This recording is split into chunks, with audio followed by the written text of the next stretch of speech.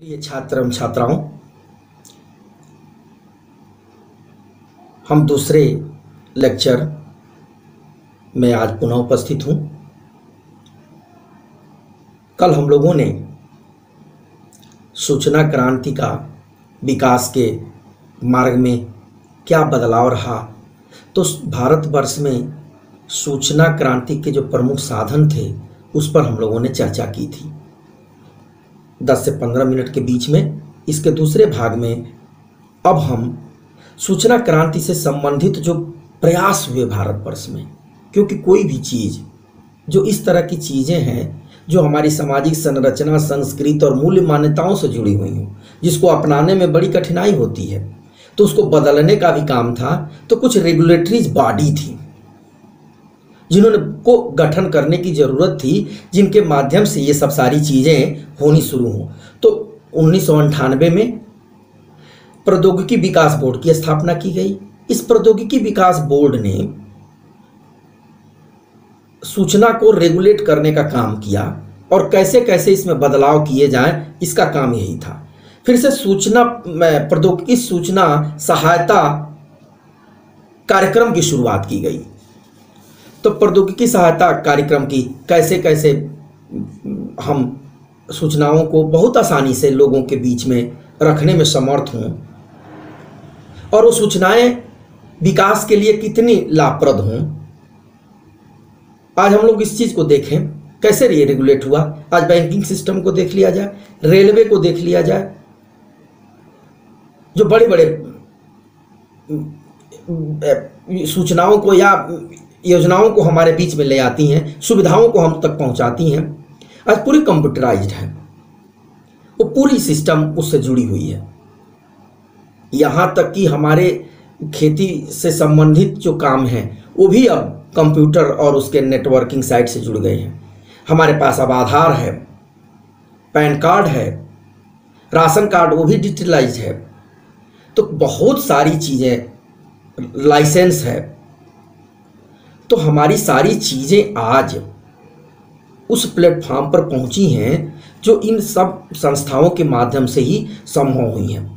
राष्ट्रीय e governance योजना को 2006 में शुरू किया गया कि ई गवर्नेंस की बात हो, ज़्यादा से ज़्यादा पेपरलेस काम हो, कागज़ का उपयोग कम हो। तो ई गवर्निंग के ऊपर बल दिया गया। राष्ट्रीय ज्ञान नेटवर्क की स्थापना की गई। आज दूरदर्शन के ऊपर तमाम सारे ज्ञान के, नॉलेज के चैनल्स चलते हैं। आज इस समय देखिए बाईजूस है, एक्स्ट्रा मार्क्स है, तमाम ऐसे साइट हम लोगों को उपलब्ध हैं कि जिसके माध्यम से हम लोग और बच्चे उनसे ज्ञान या सूचनाओं को प्राप्त करते हैं। गूगल प्लेटफॉर्म है, गूगल पूरा ज्ञान का भंडार एक जगह है। शोध गंगा बना हुआ है। तो ये जो चीज़ें हुई हैं, इसके लिए, इससे रेगुलेट करने के लिए आज डेवलपमेंट में जितनी योजनाएं हैं आज हैं, उसमें इस टेक्नोलॉजी का मैक्सिमम प्रयोग हो रहा है। आज हम लोगों के अपने उत्तराखंड में 4 धाम यात्रा के लिए जो ऑल वेदर रोड्स बन रहे हैं, उस रोड्स को बनाने में इन टेक्नोलॉजी का कितना बड़ा रोल है। आज मौसम विज्ञान की जितनी सूचनाएं हम लोगों को पहुंच रही हैं वो प्राय सही निकल रही हैं। ये भविष्यवाणियां कैसे संभव हो पा रही हैं? तो ये इसी से संभव हो पा रही है कि आज हम इन तकनीकों का मैक्सिमम से मैक्सिमम रैशनलाइज तरीके से उपयोग कर पा रहे हैं। अब जब सारी चीज़ें इतनी होंगी तो साइबर सुरक्षा के लिए भी तमाम धीरे धीरे जैसे जैसे समस्याएं हम लोगों के सामने आती जा रही हैं, कभी कभी साइट हैंग कर लेना, हमारी सूचनाओं को का लीक हो जाना, तो जैसे फेसबुक और गूगल पर जो कुछ सूचनाएं हमारी हैं वो होती हैं, तो उसके लिए अब कार्रवाइयाँ हो रही हैं। तो आज जब इतनी सारी प्लेटफॉर्म्स होंगे तो हमारी निजी जो सूचनाएं हैं, निजी जो हमारी जानकारियां हैं, उसके लिए भी खतरा बना हुआ है। तो इसलिए साइबर सुरक्षा की भी के लिए भी एक गवर्निंग बॉडी और उससे नियंत्रित तमाम लॉज बनाते चले जा रहे हैं। सूचना प्रौद्योगिकी संशोधन अधिनियम 2008 आया है, उसने बहुत सारे लॉज को किया है जिससे कि सारी चीज़ें रेगुलेट हो सकें। तो रेगुलेट करने के लिए इन सब चीज़ों की ज़रूरत पड़ी है। तो ये कुछ ऐसे हमारे पास संस्थान हैं या आयोग हैं या नियम नियमावलियाँ हैं जिनसे सूचनाएं रेगुलेट होकर हम तक पहुंचती हैं। अब सूचना प्रौद्योगिकी क्रांति का सामाजिक परिणाम क्या हुआ है, इसके भी कुछ हेडिंग्स आपके सामने मैं रख रहा हूं।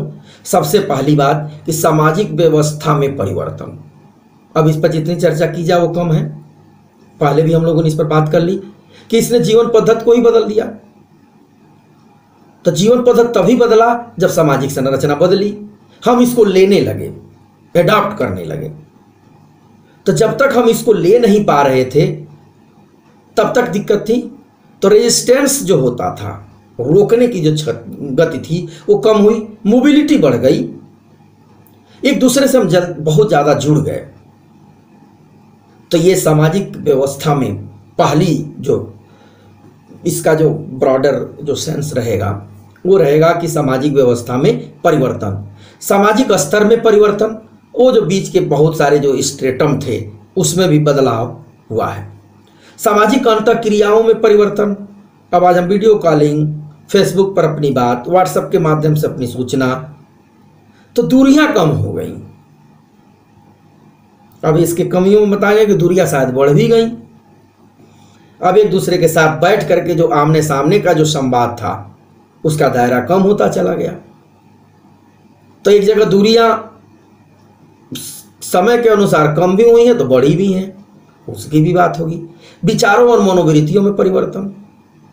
तो विचारों और मनोवृत्तियों में भी परिवर्तन हुआ है, तभी तो इन सब सारी चीज़ों को हम बहुत आसानी से ले पाते हैं। नहीं तो पहले एक बार टीका लगाने की स्थिति में आदमी बहुत भागता था, डर जाता था। अब आज उसके जो है रूटीन्स के चार्ट हम लगा करके अपने घरों में रखे रहते हैं।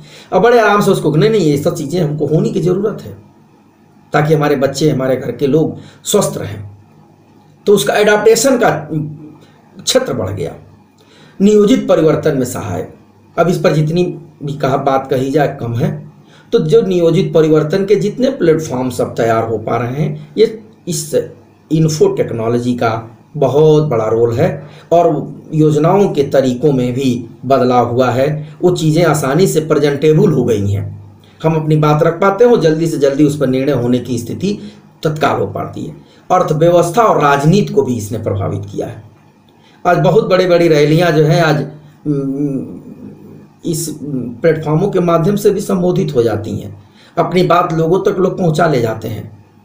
आज फेसबुक नेटवर्क और व्हाट्सएप के माध्यम से राजनीतिक संस्थान या राजनीतिक पार्टियां अपने कार्यकर्ताओं को या अपने सदस्यों को बनाते हैं। तो आज इसने जीवन के उन तमाम पहलुओं को बदला है जिसकी परिकल्पना आज के दो दशकों पहले करना बड़ा आसान नहीं था। अब इसके कुछ नुकसान जिसकी बात हम लोगों ने अभी की कि प्राथमिक संबंधों का आज अभाव सा है। आज होली, दीपावली, दशहरा के अवसरों पर जो हम लोग एक दूसरे के घर जाके मिल करके एक मिष्ठान के साथ जाते थे, आते थे, अब वो प्रक्रियाएं नहीं हो रही हैं। हम सभी लोग अब मिष्ठान के डब्बे को ही बना करके अपने व्हाट्सएप ग्रुप में कृपया इसे आप ग्रहण करें, हम यहीं से भेज दे रहे हैं। तो ये चीज़ जो है सामाजिक संबंधों में प्राथमिक जो संबंध थे उसमें वो कम हुआ है। अब मनोरंजन के जो सांस्कृतिक साधन थे, जो घर में खेल कूद के जो माध्यम थे, गुड्डा गुड्डी का जो खेल था, दादा दादी की कहानियाँ थीं, अब ये बदल करके टेलीविज़न और हम अपने पीसी पर, अपने लैपटॉप पर उनके मनोरंजन के तरीकों को अपना लिए हैं। तो वो बाइंडिंग्स जो थी वो शायद किसी न किसी लेवल पर कमज़ोर हुई है। पारिवारिक संबंधों में बदलाव है। घर में 4 सदस्य हैं, चारों लोग अपने अपने पास हैं, एक साथ बैठ करके हम लोग चाय पर गपशप की जो बात होती थी, चाय पर परिचर्चा की बात होती थी, वो अवसरें कम होती चली जा रही हैं। हम एक दूसरे के पास बैठ नहीं रहे हैं, एकाकीपन हो रहा है। तो माने वैज्ञानिक रूप से हम उतने मजबूत नहीं हो पा रहे हैं जितना होने की ज़रूरत है। इंटरनेट के अधिक प्रयोग होने के कारण जो नैतिक मूल्य हैं वो कुछ हद तक उस पर भी प्रभाव पड़ा है, उसका भी ह्रास हुआ है। भाषा पर पकड़ हमारी कमज़ोर हुई है। पहले हम लोग लिखने में बहुत होता था, तो जब लिखा जाता था, तो जब राइटिंग होती थी, तो अपने दिमाग के चिंतन को हम लेके आते थे। सूचनाएं पढ़ी हैं, उसको लेकर के फिर हम अपने काम को यहाँ से लेके वहाँ से वहाँ, यहाँ से करके उसको हम पूरा कर ले जाते हैं। तो इससे हमारी भाषा के ऊपर भी प्रभाव पड़ा है। तो प्रिय छात्र एवं छात्राओं, इन 2 कक्षाओं के माध्यम से हमने आज आपके सामने तीसरी यूनिट को इस गूगल क्लासरूम प्लेटफॉर्म पर पूरा किया है।